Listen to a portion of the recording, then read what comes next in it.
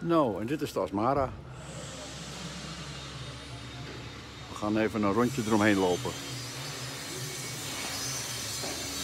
Er moet nog een heleboel gedaan worden.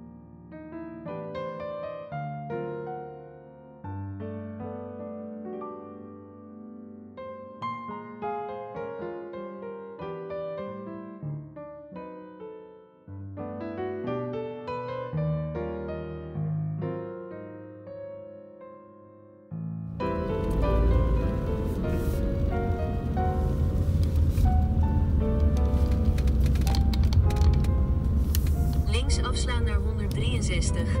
Vervolgens ga rechtdoor naar LV Letland.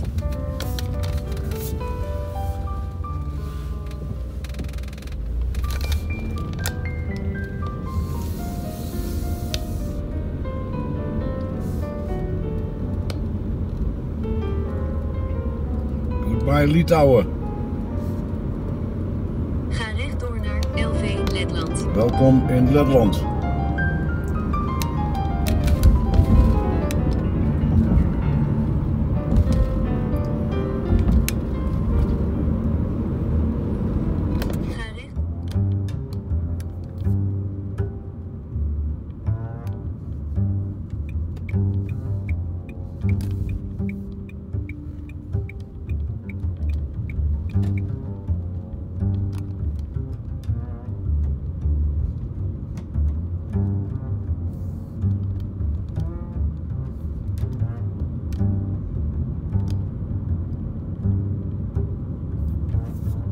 sta hier voor een klein bos wat een kennelijke begraafplaats is.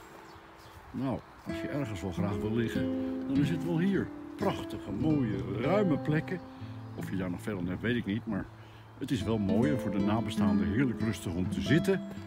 En om lekker een wandelingetje te maken in het bos. En even op een bankje bij je geliefde gaan zitten. Nou, hoe mooi kan het zijn? Moet je toch eens even kijken. De hele familie, 1, 2, 3, 4 graven. Bankje erbij, 5 graven, nee 4. Nou, hoe mooi kan het zijn? Het is toch wel bijzonder. Het is toch ook allemaal netjes bijgewerkt. Allemaal verse bloemetjes erop. Ja, het ziet er allemaal keurig uit.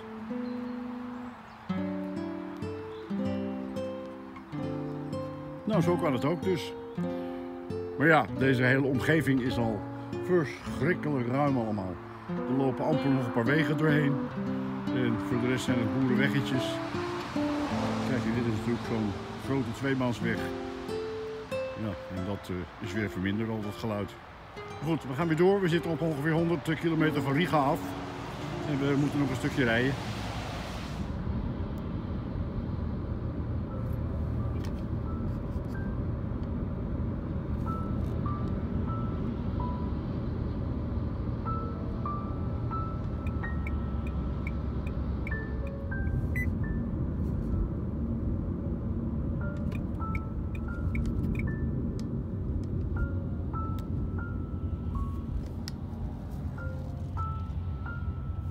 Nou, verkeerd.